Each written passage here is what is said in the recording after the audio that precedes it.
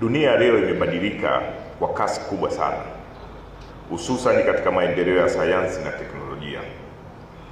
Mabadiliko haya yameleta manufaa makubwa kwa jamii, lakini wakati huo huo yamefungua milango mipya ya uhalifu wa kisasa unaotumia teknolojia na mbinu za hali ya juu.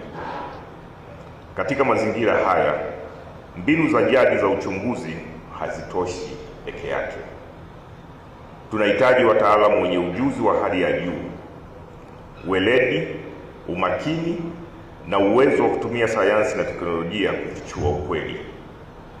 Ndio maana kikao kazi hiki kinakuwa na umuhimu mkubwa sana katika kipindi hiki tulicho nacho.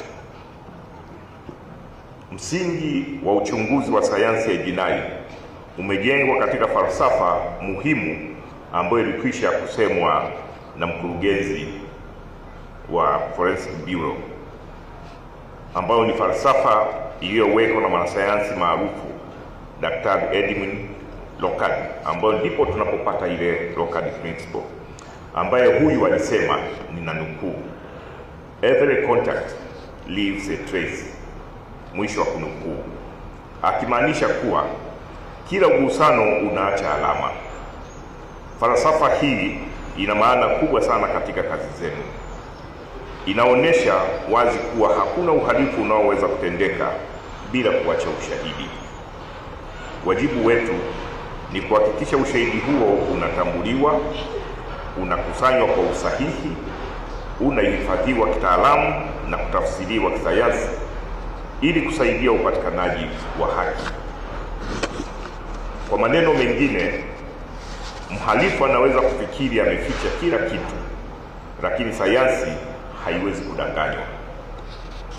Hali kadhalika, mwanasayansi mwingine maarufu Paul aliwahi kusema, pia ninanukuu, "Wherever he steps, whatever he touches, whatever he lives, even unconsciously, will save a silent evidence against him," mwisho wa kunukuu. Naomba nirudie nukuu hii. "Wherever he steps, whatever he touches, whatever he lives, even unconsciously, will save a silent evidence against him." Kauli hii inatukumbusha kuwa ushahidi hauongei kwa maneno, bali unaongea kupitia ukweli uliopo, na ukweli huo unahitaji wataalamu makini wenye ujuzi wa kuusoma na kuutafsiri kwa usahihi.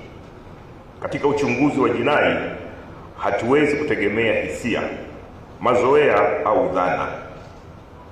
Tunahitaji ushahidi madhubuti uliokusanywa kitaalamu, uliochambuliwa kisayansi na unaoweza kusimama mahakamani bila kuacha mashaka yoyote. Ndugu washiriki, Jeshi la Polisi lina jukumu la msingi la kulinda usalama wa raia na mali zao.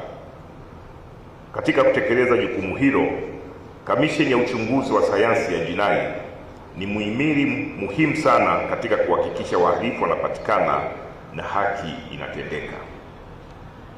Napenda kusisitiza wazi kuwa uongozi wa Jeshi la Polisi unatambua na kuthamini mchango wa kamisheni hii.